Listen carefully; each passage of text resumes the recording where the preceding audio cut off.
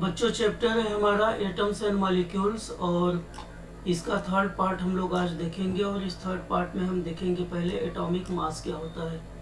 तो atomic number हम लोग देख चुके थे, उसके पहले एटॉमिक नंबर क्या होता है।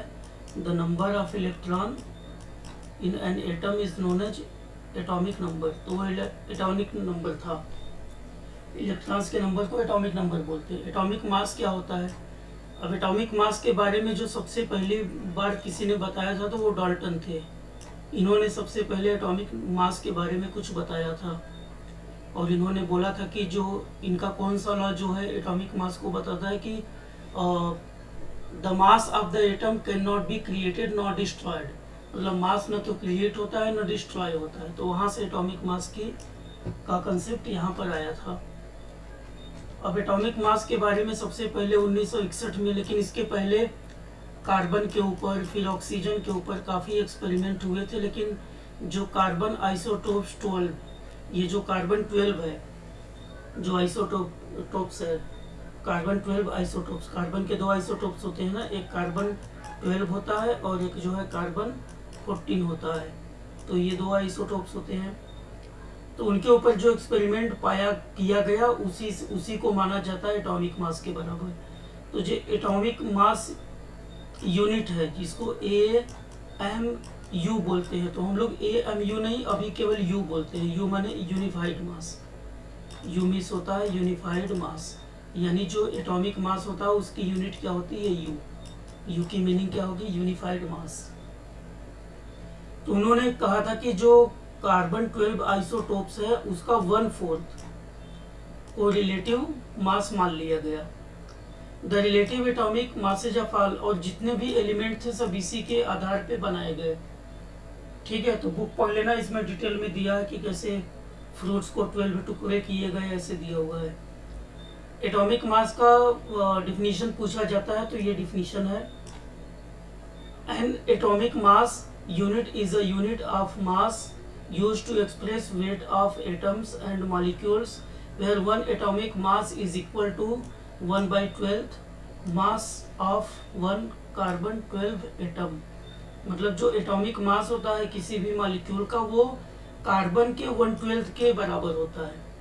ठीक है, उसी आधार पर सारे जो जितने भी एलिमेंट है उनका एटॉमिक मास निकाला गया। तो एक एटॉमिक नंबर हम लोग पढ़ चुके हैं यहाँ पर 1 से लेकर 20 तक। कैल्शियम 1 से लेकर 20 तक एटॉमिक नंबर, ये एटॉमिक नंबर है। ठीक है, एटॉमिक नंबर और एटॉमिक मास दिया गया है। एटॉमिक नंबर और एटॉमिक मास, जैसे हाइड्रोजन का एटॉमिक नंबर और एटॉमिक मास सेम है। अगर कभी पूछा जाए कोई ऐसा is there any element which has same atomic number and same atomic mass, तो the answer will be hydrogen. बाकी लगभग डबल होता है, कभी कभी डबल से ज़्यादा होता है। जैसे यहाँ पे देखो 6, ये ठीक डबल है।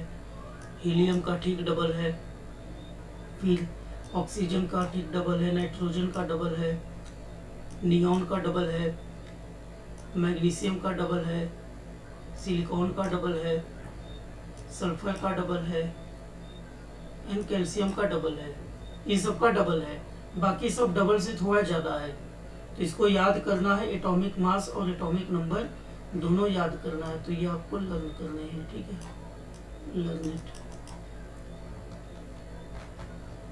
नेक्स्ट क्या है हमारा, नेक्स्ट है हाउ डू एटम्स एग्जिस्ट। अब जो एटम्स होते हैं वो इंडिपेंडेंटली एग्जिस्ट नहीं कर पाते हैं, स्वतंत्र रूप से एग्जिस्ट नहीं कर पाते हैं। तो जो एटम्स होते हैं उनको एग्जिस्टेंस के लिए मॉलिक्यूल या आयंस की ज़रूरत पड़ती है। मतलब जो समझ लो एटम कोई बच्चा है तो वो अकेले नहीं रह पाएगा, अकेले वो सरवाइव नहीं कर पाएगा, तो उसको किसी साथी की ज़रूरत होती है।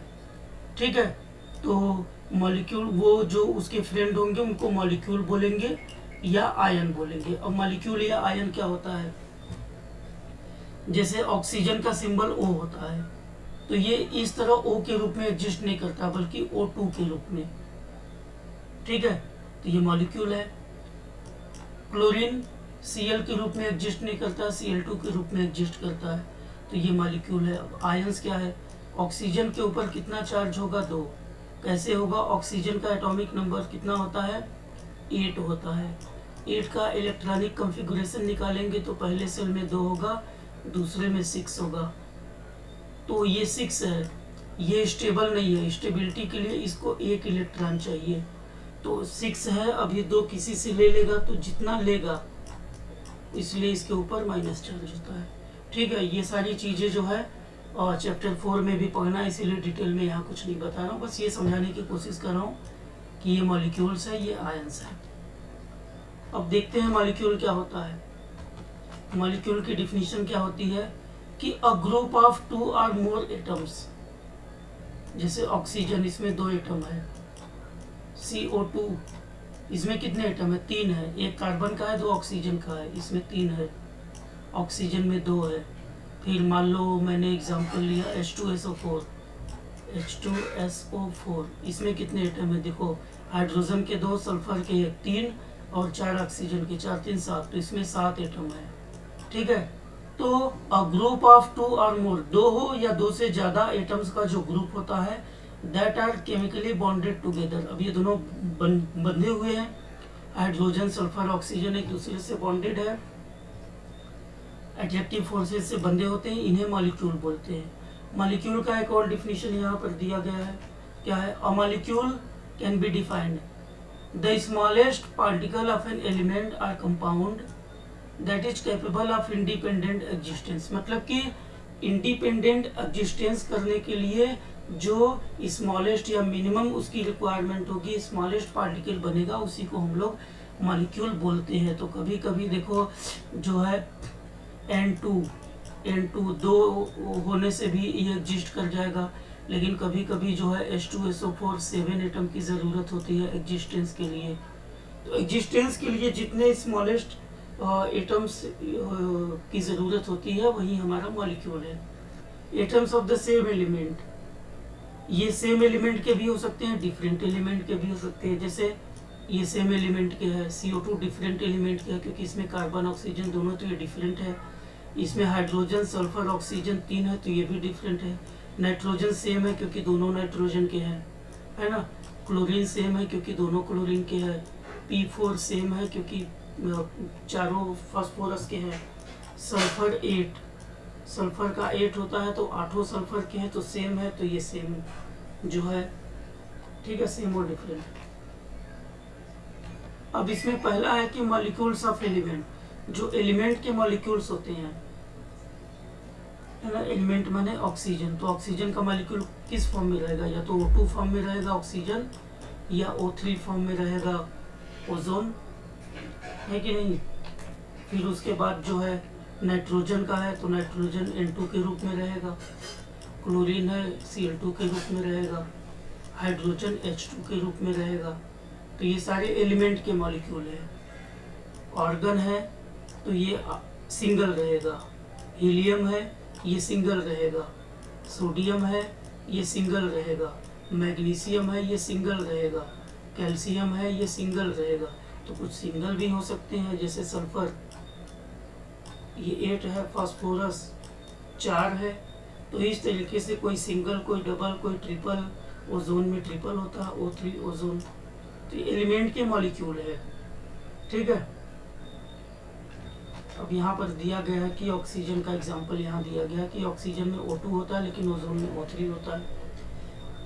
तो अगर ऑक्सीजन में O2 है तो इसको बोलेंगे डाई एटॉमिक। डाई माने 2, एटॉमिक माने 2 एटम, यानी ऑक्सीजन में 2 एटम है तो ये डाई एटॉमिक है। ओजोन में 3 एटम है तो ये ट्राई एटॉमिक है। ठीक है, आर्गन है, आर्गन में 1 है सिंगल तो ये मोनो एटॉमिक है। तो इस तरह एटॉमिसिटी का देखो यहाँ पे दिया गया है, द नंबर ऑफ एटम, यानी जितने एटम होते हैं उस नंबर को एटॉमिसिटी बोलते हैं। द नंबर, ऑक्सीजन में 2 नंबर है तो 2 एटॉमिसिटी।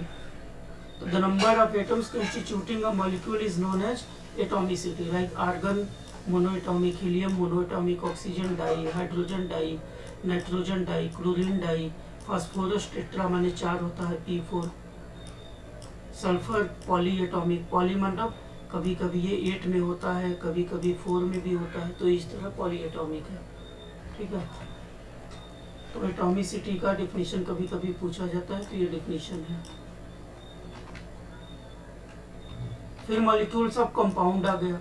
अब कंपाउंड का मतलब है कि डिफरेंट एलिमेंट, यानी यहाँ पर अभी हम देख रहे थे सल्फर 8 है तो सब सारे सल्फर के हैं, फास्फोरस 4 है तो सभी 4 फास्फोरस के हैं, ऑक्सीजन 3 है तो ये सारे जो है ऑक्सीजन ही है, सेम एलिमेंट। अभी क्या है मॉलिक्यूल्स ऑफ कंपाउंड, तो कंपाउंड में क्या होगा डिफरेंट एलिमेंट के एटम्स होंगे, जैसे वाटर H2O, वाटर में जो है 2 हाइड्रोजन के हैं 1 ऑक्सीजन के, तो 3 एटम्स है, ठीक है, ये कंपाउंड है। क्योंकि इनका जो रेशियो होता है डेफिनिट रेशियो फिक्स होते हैं, है ना।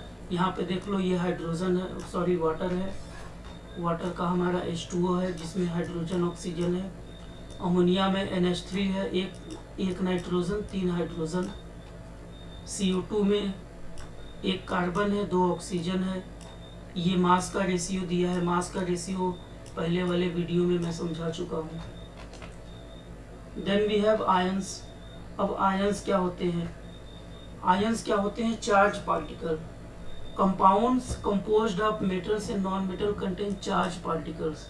तो इसका डेफिनेशन क्या होगा? Charge species are known as ions, charge particles are known as ions. तो ये आयंस होते हैं।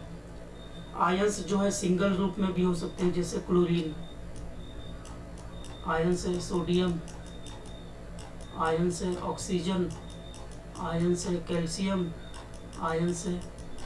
ग्रुप में भी हो सकते हैं, जैसे NO3 आयंस माइनस चार्ज होगा ना, ठीक है। फिर SO4 आयंस, फिर PO3 आयंस। तो इस तरीके से जो है आयंस होते हैं। ये ग्रुप सिंगल भी हो सकते हैं और ग्रुप में भी हो सकते हैं, ठीक है। कैसे बनते हैं बाद में पढ़ेंगे। आयंस 2 टाइप्स के होते हैं। ये पॉजिटिव, या तो पॉजिटिव चार्ज होगा या निगेटिव। तो मैंने दिखाया, देखो यहाँ पॉजिटिव है यहाँ निगेटिव है। तो जो पॉजिटिव चार्ज होते हैं उन्हें कैटायन बोलते हैं। Negatively charge anion, positively charge cation, बस। जैसे सोडियम क्लोराइड में, तो सोडियम क्लोराइड में सोडियम के ऊपर पॉजिटिव चार्ज है, ये कैटायन है, और क्लोरीन के ऊपर निगेटिव चार्ज है, एनायन है। इस तरीके से। पॉलीएटॉमिक क्या होते हैं? A group of atoms carrying a charge known as polyatomic ion.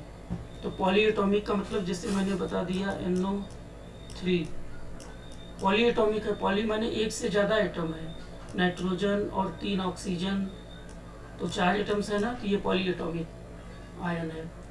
जैसे SO4 है, CO3 है, 2 चार्ज, तो ये पॉलीएटॉमिक्स है।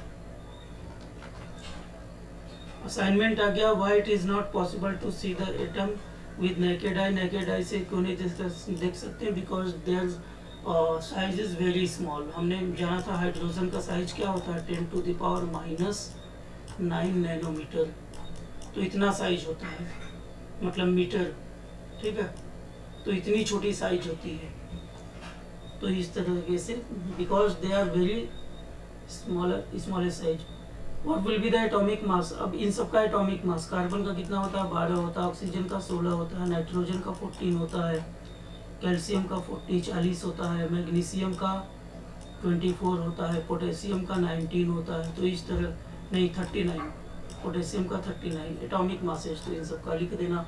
How do atom exist? तो एटम जो है या तो मॉलिक्यूल के रूप में एग्जिस्ट करेंगे या आयंस के रूप में। और मॉलिक्यूल्स के रूप में एलिमेंट एग्जिस्ट करेंगे, उसमें भी 2 है। एक तो एलिमेंट का है जिसमें सेम एलिमेंट होंगे, एक कंपाउंड है जिसमें डिफरेंट एलिमेंट होंगे। आयंस भी 2 हो गया, एक तो एनायन है जिसमें माइनस चार्ज होता है, निगेटिव चार्ज, एक कैटायन है जिसमें पॉजिटिव चार्ज होता है। What is molecule? तो molecule is the group of atoms which exist independently. ये डेफिनेशन है।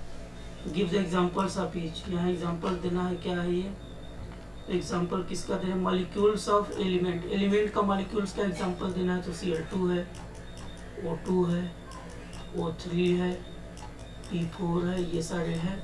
मॉलिक्यूल्स ऑफ कंपाउंड है तो H2SO4 है,